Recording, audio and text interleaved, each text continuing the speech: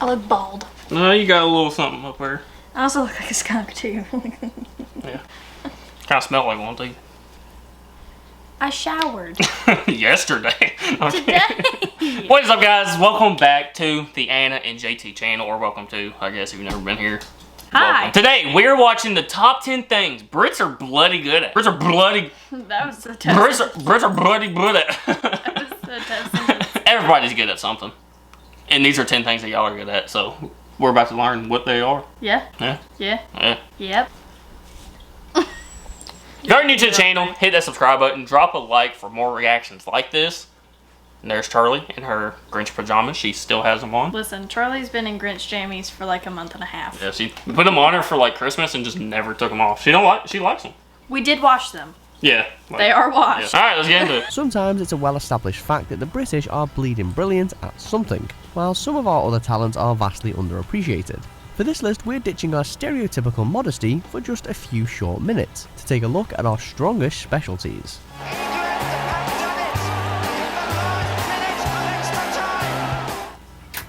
Number 10. Theatre. Forget Broadway, London's West End is the true pinnacle for stage performers. Not that we're in competition with New York or anything, but if we were, we'd totally win.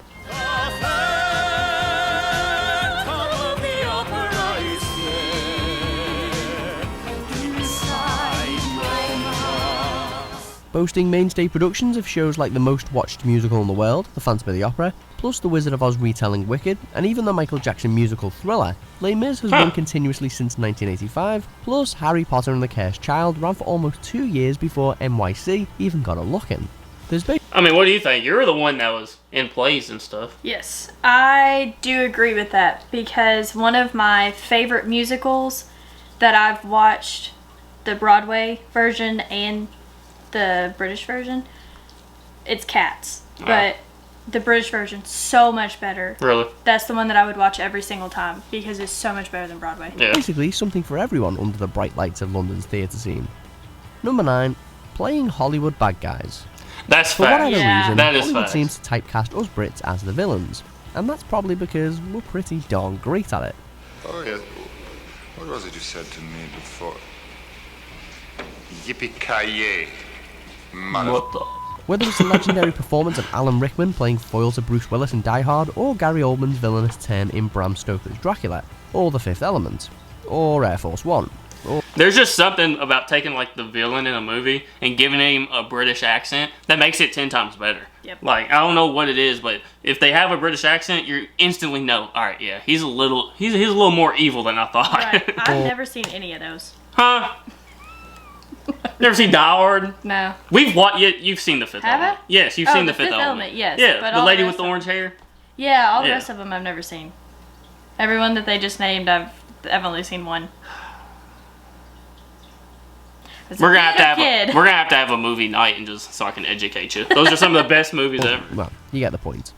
Next time, Never seen that one either. I'll choose someone more important. Clearly no That one one ain't nails as an good, ominous, but- threatening or iconic antagonist better than the raft of gargantuan actors hailing from these shores. Therefore, since I cannot prove a lover, I'm determined to prove a villain. Number 8. Educational institutes. Yes, Harvard and Yale are pretty impressive, but they pale in comparison to our own prestigious universities, Oxford and Cambridge. Fostering future prime ministers, presidents, leading academics, scientists, actors, actresses, and business tycoons, amongst an endless list of notable graduates, the legacies of these institutions are second to none. Not to mention that Oxford is the oldest English-speaking university there is, and second oldest in continuous operation in the world. And like, if an American gets into Oxford, like, or if they get into like Harvard or Yale, like, yeah, that's really impressive. You know, That's those a are big deal. yeah, those are some really good schools. But if they get into like Oxford and have to travel to the UK, travel abroad to actually study, that's a whole different level. Right. Many of the all-time great minds have been shaped in Britain. That Number was a good 7. movie. Yeah. Unique slang. You best know about our unique slang, fam. If not, you must be off your nut, fella. Either way, we'll leave it there, pet. In the book of St. Regis tea kettle, yes. And then she shat on a turtle. From the Cockney rhyming slang popularised during World War II to the globally influenced hybrid street slang of London, heard in films like Kiddlehood, there's no shortage of superb slang spoken in Britain. Look, why aren't you speaking to me? You won't chat to me in like 3 weeks?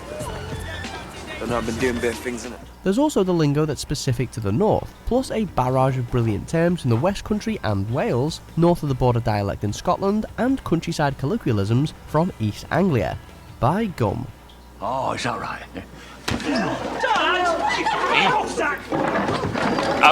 I feel like a lot of our slang, like, it comes around in, like, phases. Like, a word will pop up where everybody starts saying it, but it's said so much, it kind of, like, That gets people get over... sick of it. Yeah, people are like, okay, we're done saying that word, then it just completely disappears. Right. Then if you say it, you're like, everybody's like, why are you saying that? What? Yeah, well, why would you? that's so last year. Right. Yeah. Number 6. Music festivals. Glastonbury alone is probably enough to validate this entry, but throw in Reading and Leeds, Isle of Wight and Download festivals to name but a few, and it's almost overkill.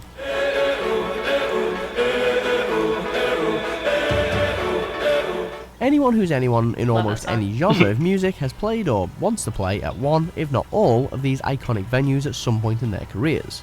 The usually lousy British weather just adds to the experience, as festival goers wear their coatings of mud like badges of honour.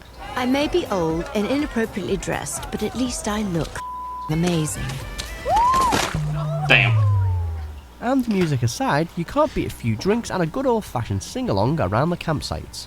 Like, I know we have, like, Coachella. Yes. That's, like, a really, really big one here. Like, are y'all's bigger than Coachella? Because I don't think I will ever go to Coachella. No. There's not a single ounce in my body that wants to go to that. But, like... It's in the middle of the desert. Well, there's different venues, too. There's that one, then there's one in Miami, wherever. Yeah, I don't have any desire to go to those. But that's a really big deal here in America. Love in mysterious way. Number 5. Inventing sports. Football, tennis, rugby, cricket, table tennis, golf, ice hockey and even baseball are all sports that originated in the UK. Okay. You're welcome. Huh? I did not know You're that. telling me America's #1 pastime, America's sport, baseball, was invented in the UK? It's not even from here. What the hell? We just take everything and try to make it ours, don't we? Yeah. What Rest the of the heck? world. We haven't done too badly at most of them either, especially I'm really tennis, bad at that rugby sport. and boxing in recent years. Yeah, you see, you are a tennis coach. Or are you still? I'm still a she tennis still is a coach. tennis coach. I thought you were quitting. No, not this year. I got told no, I couldn't. Oh, well. Yeah, she's a tennis coach, yeah. But globally, football is the most popular sport of all.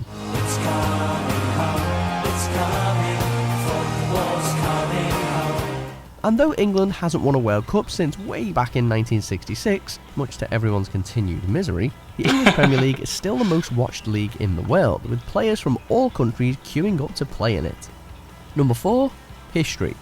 Britain's a pretty small island, but it's steeped in more recorded history than almost anywhere else, and has long been a top tourist destination for eager culture vultures. True, the widespread rule of the British Empire isn't always remembered with great fondness, but the UK has historically proven an important and positive influence in Europe and the Commonwealth. And few countries can match Britain for impressive castles, important battle sites, stately homes, national parks, or inspired architecture. And, like, compared to America, we have hundreds of years of history. Right? Hundreds. They have thousands. Right. Like, it doesn't even compare. I can't wrap my head around that. And they talked about the castles. We have one Yeah. in the state of Kentucky. I want to go. Yeah, I've never seen it in real life. I didn't even know. Past it. Really? I didn't even know it was a thing until, like, a few months ago. I might have a picture of it. I have been to one castle. It's a white one. White Castle. Oh my And god. sliders. They're actually really good. Yeah. I don't care what anybody says. You I the toilet. love White You Castle. and the toilet become best friends after you eat them. The chicken rings. Don't even get me started. Oh. There's just really, really old stuff everywhere you look. Number 3. Comedy. That scared me. No one, and we mean no one, does sarcasm or self-deprecating humour quite like the British. Along with our thriving economy, stable political leadership and predictable weather, it's what we do best. Never seen that. This is supposed to be a happy occasion. Yeah, I've never seen Let's Monty not Python either. bicker and argue about who killed who. Throw a few inventive, sodding swear words into the mix, and you're onto a winner. And then there's the steady flow of standout films and sitcoms, from Monty Python to Mr. Bean to Peep Show. What's so funny? It's only a fridge magnet. I know, but it looks just like a fried egg. As well as the long list of British comedies America has tried to remake before failing miserably. You just can't beat the originals, can you? Yeah, did you know The Office is a UK Yes. show? I didn't know that until like probably a year ago when I watched this. That's a big thing because The Office is like probably the biggest show in America. Never seen it. Yeah, I've never seen it either. I never got into it. But it being a remake just surprised me. I didn't know that.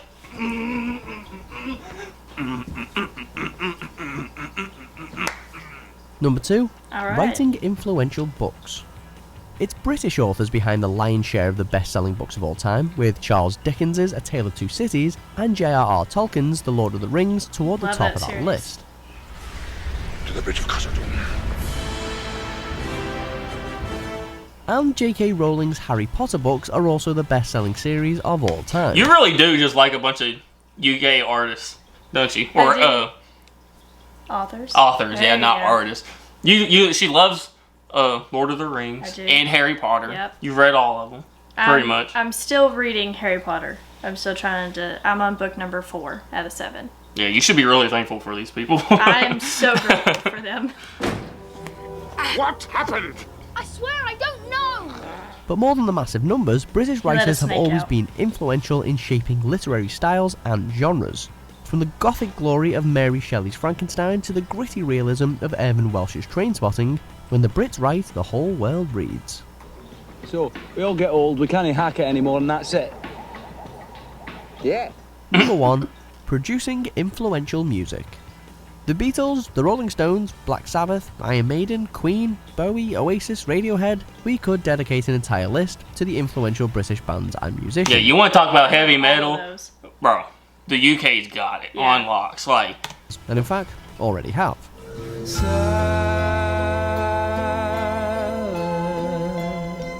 And it's not just the rock and pop genres we've love this revolutionised song. either.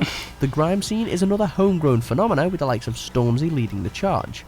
How dare you twist up the truth? Look, you're getting way too big for your boots. Pick any era from the past century and the UK could provide the soundtrack to it. And a bloody good one at that. Don't let me down.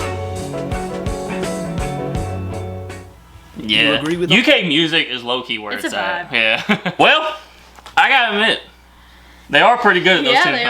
are. Like, that was a pretty solid list. Yeah, that was a good list. I feel Yeah. like that was pretty accurate. Yeah. But alright guys, that is going to do it for today's reaction. If y'all want to see more reactions like this, let us know by hitting that like button. And if you're new to the channel, hit that subscribe button. Thank you guys so much for watching. It's JT. And Anna. We out.